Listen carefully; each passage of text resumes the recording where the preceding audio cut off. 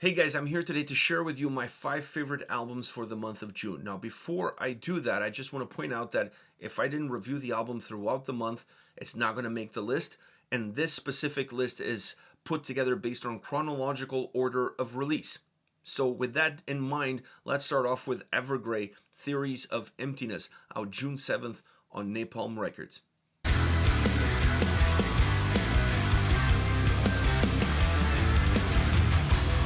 It's like echoes on the inside, your unspoken words.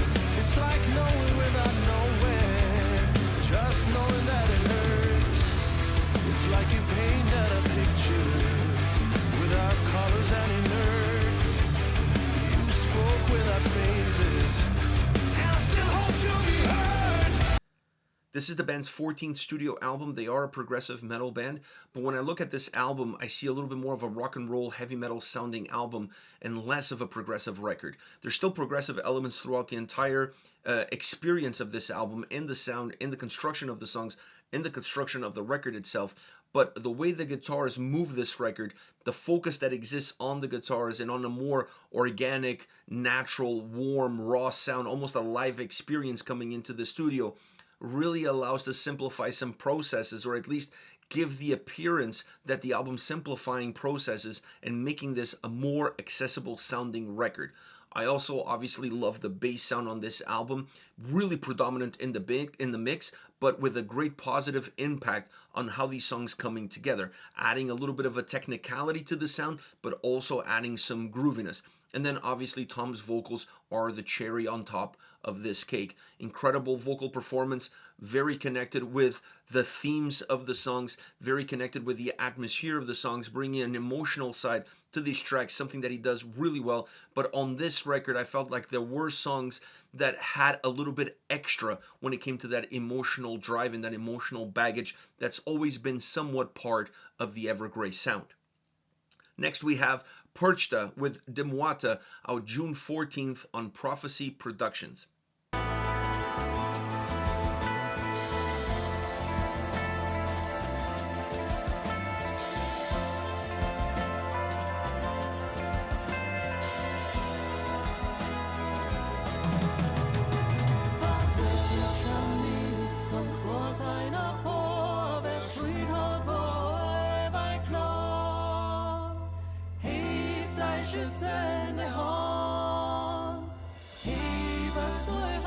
This is the band's second studio album. They are a folk black metal band. And this record is not it's not like something I've heard before. This album is super unique. I've heard metal bands before that have this folk black metal experience in their sound, so there's nothing new there, but it's new in terms of how it's presented and how it's put together. I would say that this is more of a folk record with black metal elements, creating this blackened experience, but the two intertwine extremely well in order to create almost its own experience, its own sound, its own fingerprint for the band and for the record. This album blew me away. It's just an incredible sounding record. It has a great experience, incredible atmospheres throughout the entire album, super dynamic, both musically and vocally. There's nothing about this album that feels repetitive or that feels mundane. This is an album that sounds fresh at every single turn. When you press play, you honestly feel like you're listening to something that you've never heard before. And that is a great experience, regardless of the band and regardless of the album. Next, we have Kvaen, the Formless Spires, out June 21st on Metal Blade.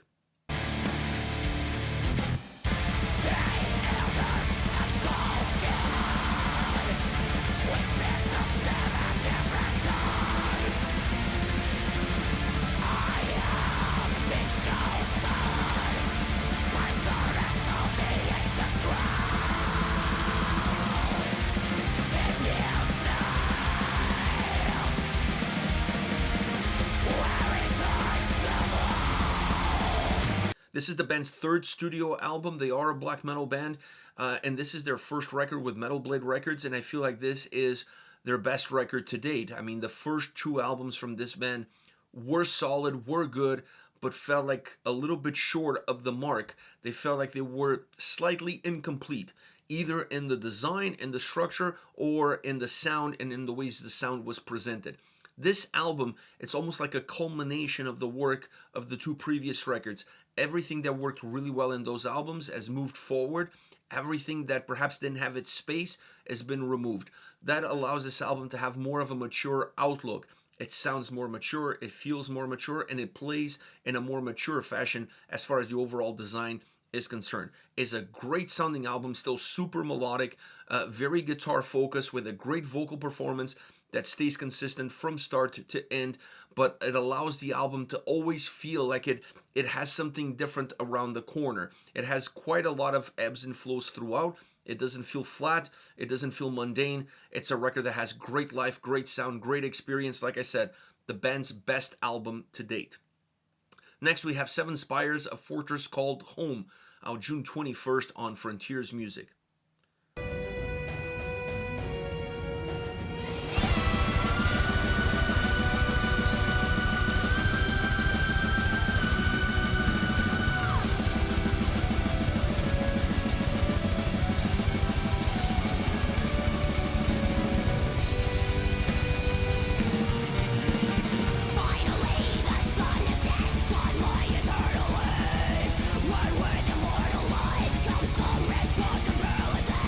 This is the band's fourth studio album. They are a symphonic progressive metal band. And in true fashion, this is an album that has an idea, a concept behind it. Perhaps not the concept that you would be expecting in a traditional sense of telling a story from first to last song, but there is still a concept that surrounds this album that ties these songs together. Once again, I feel like I'm repeating myself, but this is definitely Seven Spires' best album. It's an album that you could also see the growth of the previous records leading you up to this record. And it's an album where you have a lot more, or you get a lot more out of the band. Vocally, it's a much stronger album, a lot more dynamic, a lot more rich. There's a lot more harsh vocals on this album.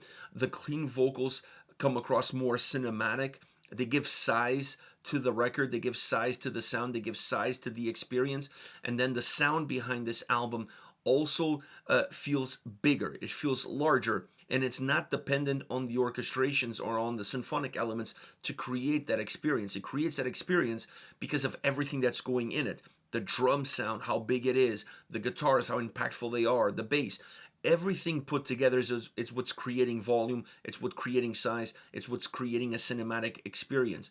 The orchestrations and the symphonic side are there in order to enhance it, in order to better shape the experience in the picture that the tracks are giving. Having the ability to create an album that sounds this big without depending heavily on the symphonic side of the band shows maturity, shows know-how, and definitely infuses a lot of quality, playability, and longevity as far as the album is concerned. Last but not least, 200 Stab Wounds Manual Manic Procedures, out June 28th on Metal Blade Records.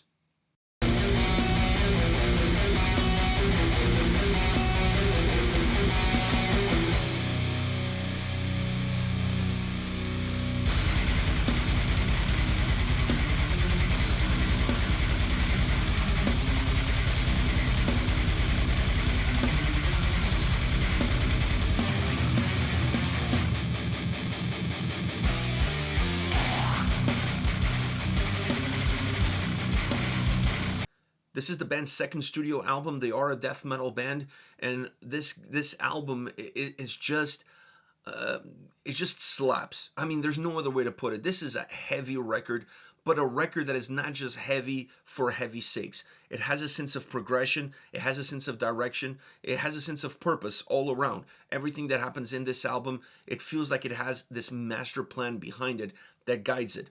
And it's not just heavy also in terms of what it offers to the listener. It's an album that still has great melody in it, that still has a lot of grooviness in it. It's a record that has a lot of different textures within that same heaviness that allows the album to be a lot more rich and not to feel repetitive. When you have really heavy, brutal death metal records, very often songs start to kind of all become one. And it's sometimes hard to define what separates them. What separates the forest from the trees. This album has enough DNA in it, and I mean DNA in terms of specific DNA infused in each and every single song, that's really easy to tell where the record is going, the direction of each song, and then it's also easy to tell what the overall big picture of the album is all about. Having that clarity when it comes to the individual songs and then transferring that clarity to the overall record definitely allows a death metal album like this to, on one hand, still be very heavy and very brutal, but on the other hand, be very easy to digest. And that to me is a key balance that is very hard to find within this genre, but I feel like 200 Stab Wounds created the perfect album from that standpoint. It also feels like a live set. It's built like a live set. And for a band that's been touring a lot, this record plays into their wheelhouse, it plays into their strengths, and it really enhances their strengths, perhaps while hiding some of their weaknesses. Outstanding record by 200 Stab Wounds, Manual Manic Procedures. This is it, guys. These are my favorite 5 albums for the month of June. Hit me up in the comment section. Let me know how wrong I am and what favorite albums you have. Dying to see what you have to share with me, and I'll see you all at the next video. Take care, guys.